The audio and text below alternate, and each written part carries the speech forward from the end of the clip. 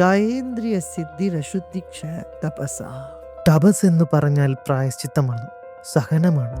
എന്തുകൊണ്ട് സഹനശേഷി ഉണ്ടാവണം? അത് നമ്മളെ ശക്തരാക്കുന്നു, നമ്മുടെ ശരീരം ശക്തമാക്കുന്നു. നിങ്ങൾക്കറിയാമോ, ദൈവത്തെ പ്രീതിപ്പെടുത്താൻ ആളുകൾ ഉപവാസം അനുഷ്ഠിക്കുന്നു. ദൈവം നിങ്ങളുടെ ഉപവാസം കണ്ട് പ്രീതിപ്പെടുകയില്ല പ്രിയപ്പെട്ടവരെ. ഉപവാസം നിങ്ങളുടെ ശരീരം ശുദ്ധമാക്കാനുള്ളതാണ്. എന്നാൽ നമുക്കറിയില്ല എന്താണ് ശരിയായ ഉപവാസമെന്ന്. ഉപവാസത്തിലാണെങ്കിൽ എന്താ, അവർക്ക് വൈകിട്ടും എപ്പോഴും എന്ത് വേണമെങ്കിലും കഴിക്കാം. അത് വളരെ തെറ്റായ രീതിയിലുള്ള ഉപവാസമാണ്. നവരാത്രിയിൽ ആളുകൾ ഉപവസിക്കുന്നു. അവർ അരിയോ ഗോതമ്പോ കഴിക്കില്ല. എന്നാൽ വറുത്ത ഉരുളക്കിഴങ്ങും ആവശ്യമുള്ളത്ര മധുര പലഹാരങ്ങളും നിങ്ങൾക്ക് കഴിക്കാം. ഇത് വളരെ തെറ്റായ രീതിയിലുള്ള ഉപവാസമാണ്. നമ്മൾ ഇതിന് തപസ് എന്ന് വിളിക്കുന്നു. തപസ്, സഹനം നമ്മുടെ ശരീരത്തിന് ശക്തി കൊണ്ടുവരുന്നു.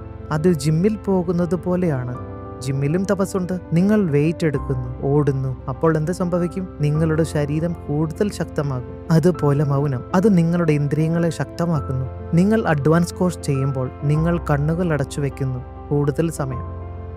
അത് നിങ്ങളുടെ തലച്ചോറിനെ നവീകരിക്കാനുള്ള സമയം കൊടുക്കുന്നു. യോഗ, അതും തപസ്സിന്റെ ഭാഗമാണ്. അശുദ്ധികൾ കുറയുന്നു, അശുദ്ധി ഇല്ലാതെയാകുന്നു. നമ്മുടെ ശരീരത്തിൽ നിന്ന് പൂർണ്ണത, ശക്തി നമ്മുടെ ശരീരത്തിൽ ഉണ്ടാകുന്നു. അതാണ് തപസ്സിന്റെ ഉപയോഗം. മോക്ഷം ലഭിക്കാൻ വേണ്ടിയുള്ളതല്ല, ദൈവത്തെ ലഭിക്കാനും ഉള്ളതല്ല, പ്രീതിപ്പെടുത്താനും ഉള്ളതല്ല. അല്ല, നിങ്ങൾക്ക് ഉപവസിക്കണോ? ചെയ്തോളൂ. അതുകൊണ്ട് നിങ്ങളുടെ ശരീരം സ്വയം ശുദ്ധമാകും.